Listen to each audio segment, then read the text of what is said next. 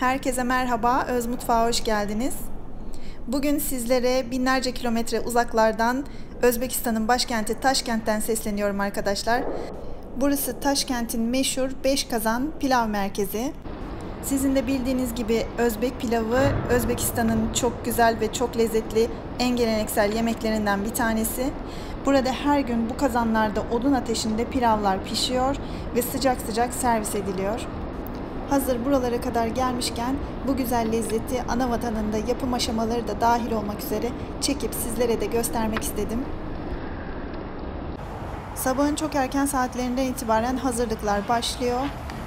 Bir kazanda pilavın tamamen hazırlanması yaklaşık 3,5 saat sürüyor diyebilirim. Çünkü çok yavaş yavaş demlenerek hazırlanıyor pilav. Mesela bu kazanlardan bir tanesi içine yağı konmuş ve etin kuyruk yağı da konmuş. Kuyruk yağının lezzeti çıktıktan sonra içinden yağı alınıyor.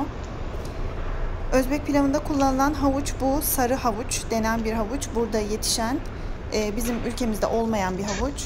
Bu şekilde. Özellikle bu çok fazla miktarda kullanılıyor. Turuncu havuç da kullanılıyor ama daha az miktarda. Sarı havuç bir tık daha az tatlı diyebilirim. Evet, şu anda en büyük kazana yağ konmuş vaziyette. Yağın ısınması bekleniyor. Genellikle pamuk yağı kullanılıyor Özbek pilavı yapımında. Evet, etler de hazırlanıyor bu arada. Etler öncelikle büyük parçalar halinde kazanlarda pişiriliyor. Daha sonra pilavın içinde etler piştikten sonra etler küçük parçalara ayrılıyor. Dana eti kullanılıyor. Özellikle biraz daha yağlı kısımlarından. Etler biraz piştikten sonra üzerine biraz soğan ilavesi yapılıyor. Yarım ay şeklinde doğranmış beyaz soğan. Sarı havucu ilave etti şu anda. Bu havuç da biraz yumuşayıncaya kadar ve rengini biraz verinceye kadar bu şekilde pişirilecek. Ara ara su ilavesi yapılıyor. Havucun tamamını değil, kısım kısım ekliyorlar. Şimdi bu havuç etlerin üzerinde biraz demlendikten sonra havucun kalan kısmını ekleyecek. Çok aşamalı, yavaş yavaş ilerleyen, demlene demlene pişen bir pilav. Belki de lezzetinin sırrı da burada. Bu nedenle pişme süresi de epeyce uzun. Dediğim gibi 3-3,5 saat sürüyor tamamlanması.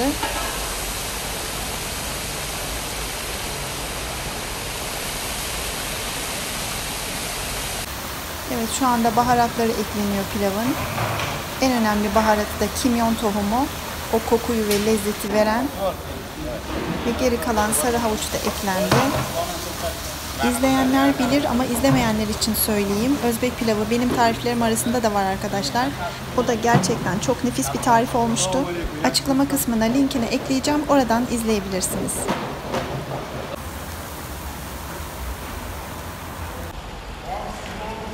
Evet, şu anda nohut ilave edildi.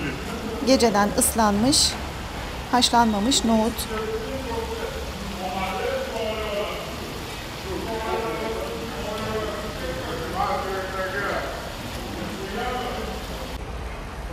Şu anda kuru üzüm eklendi.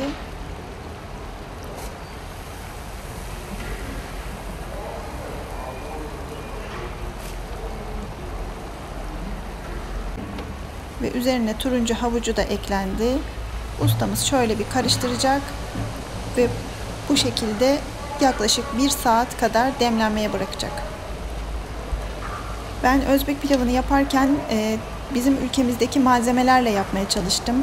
Pirinç ve özellikle sarı havuç olmadığı için onlara en yakın, özellikle pirince en yakın olan basmati pirinci kullanmıştım. Çünkü burada Özbek pilavında kullanılan pirinç türü lazer denen bir pirinç türü. Ve yağ olarak da genellikle pamuk yağı kullanılıyor ve etin kendi yağı.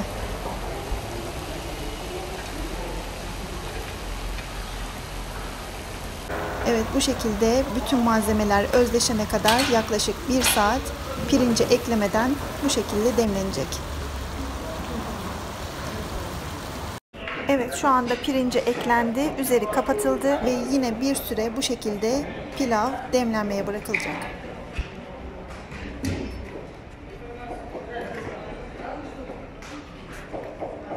Evet, diğer kazanları da göstermek istiyorum size. Bir kazanda yine bu şekilde demlenmeye bırakılmış.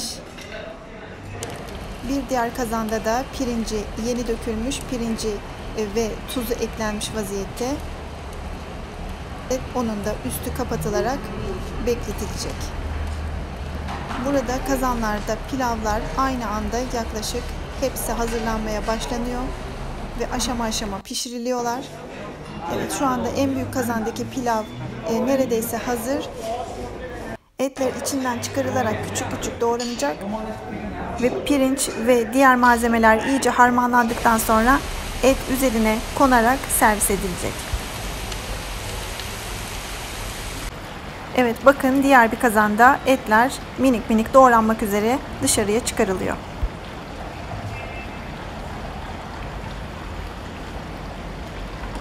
Özbek pilavının birkaç çeşidi var. Bazılarında sarımsak var mesela. Biraz önce yapım aşamalarını gösterdiğim çeşidi bana göre en güzeli.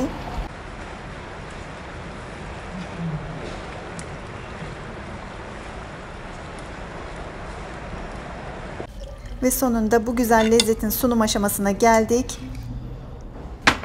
Bu şekilde servis ediyorlar. Et üzerine konmuş vaziyette. Bakın, sarı havuçlar ve 2 tane bıldırcın yumurtası ile birlikte servis ediyorlar.